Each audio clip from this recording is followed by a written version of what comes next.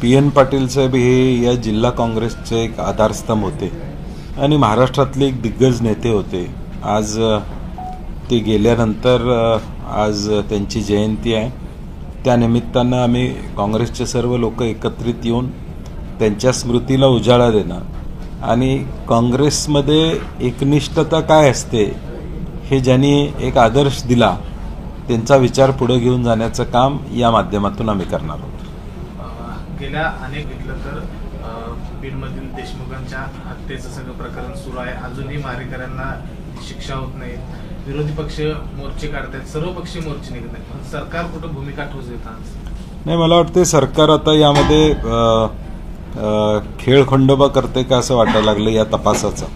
कारण की सरकारमधले सत्ताधारी पक्षाचे आमदार सुरेश धस सातत्यानं एक भूमिका मांडतायत। ते मुख्यमंत्र्यांच्या बरोबर TV चॅनलमध्ये दिसतायत। दुसऱ्या बाजूला राष्ट्रवादीची भूमिका काय हे यामधून स्पष्ट होत नाही। मारेकरी सापडलेत, काही अजून काही सापडायचे आहेत अशी वास्तवता समोर त्या ठिकाणी येते आणि एकूणच हे प्रकरण दडपण्याचा प्रयत्न होतोय का अशी शंका महाराष्ट्रातल्या जनतेला या ठिकाणी। आणि मी परवा म्हणलं तसं सत्ता कुणाची आहे याच्यापेक्षा महाराष्ट्रातल्या पोलिसांची प्रतिष्ठा लागलेली आहे की अशा पद्धतीनं मारहाण झालेल्या एका सरपंचाच्या आरोपींना आम्ही अटक करू शकत नाही हे महाराष्ट्राच्या पोलिसांसाठी दुर्दैवी असणार आहे।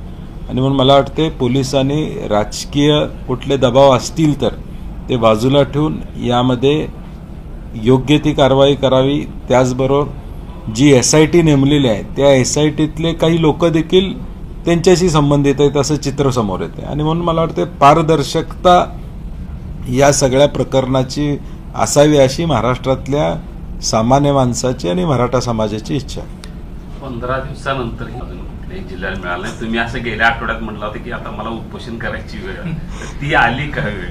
नाही, 26 तारखेला होणार असं म्हणलं मी। म्हणलं झेंडावंदन पुरते पालकमंत्री नसतात, अनेक कामं रखडलेले आहेत। मी म्हटलं तसं अजून आढावा पालकमंत्र्यांनी घेणं अभिप्रेत असणार आहे, जिल्ह्याचा आढावा घेणं अभिप्रेत असणार आहे। AGचे कनेक्शन्स या जिल्ह्यामध्ये सोलर असल्याशिवाय देणार नाही। आता या जिल्ह्यातली कोल्हापूर जिल्ह्याची परिस्थिती बघितली तर 94% शेतकरी हा 2 एकराच्या आतला शेतकरी। आता 5 गुंठे जागा त्याला सोलरसाठी या ठिकाणी नदीकाठी मिळणं हे अत्यंत अडचणीचं काम आणि म्हणून हा विषय महत्त्वाचा आहे। परवा म्हणलं तसं देवस्थान कमिटीच्या बद्दलची चर्चा त्या ठिकाणी चालू आहे, तो विषय महत्त्वाचा। आणि एकूणच आर्थिक नियोजन या जिल्ह्याचं पुढचं कसं होणार आहे, किती पैसे आम्हाला जिल्हा नियोजन म्हणून या जिल्ह्याच्या विकासाला प्रामुख्यानं त्या ठिकाणी मिळणार आहेत, ही सगळी कामं आता जवळजवळ ठप्प आहेत। एकूण बघितलं तर एक भारतामध्ये त्याचा प्रवेश झालेला आहे, बेंगलोरमध्ये एक तसा रुग्ण सापडलेला आहे। काय महाराष्ट्र सरकारला आपण विनंती करणार? नाही, मला वाटतं काळजी घेतली पाहिजे कारण की प्रत्येक एखाद्या राज्यामध्ये एखादी आपत्ती किंवा एखादा व्हायरस किंवा अशा पद्धतीचं होतं त्यावेळी एकमेकाशी चर्चा होत असते। मला वाटते कदाचित राज्य शासनाच्या सचिव पातळीवरून त्यांच्याकडे चर्चा झाली असणार आहे आणि विशेष करून बाउंड्री वरची गावं किंबहुना या सगळ्या पार्श्वभूमीवर याचा प्रसार होऊ नये म्हणून योग्य ती खबरदारी राज्य सरकारनं घ्यावी अशी महाराष्ट्राची अपेक्षा असणार आहे। एकंदरीत हत्याकांडासंदर्भात भाजपचेच नेते आरोप करतायत, मात्र मुख्यमंत्री उपमुख्यमंत्री यावर ठोस बोलायला तयार नाही, जरतरची भाषा सुरू आहे, कसं बघताय?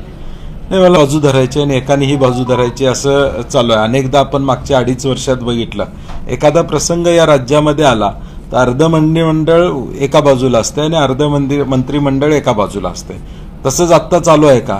म्हणजे या प्रकरणात सुद्धा चित भी मेरी पट भी मेरा, म्हणजे त्या बाजूला सुद्धा आमचेच लोक न्याय मागण्यासाठी आहेत आणि अन्याय काय होतोय यासाठी देखील तेच लोक, म्हणजे एकाच गटाचे एकाच सत्तेत असणारे 2 लोक आहेत। आणि मला कळत नाही की महायुती म्हणून हे आहेत का वेगवेगळे पक्ष आहेत, हा प्रश्न महाराष्ट्रातल्या जनतेला आता पडलेला।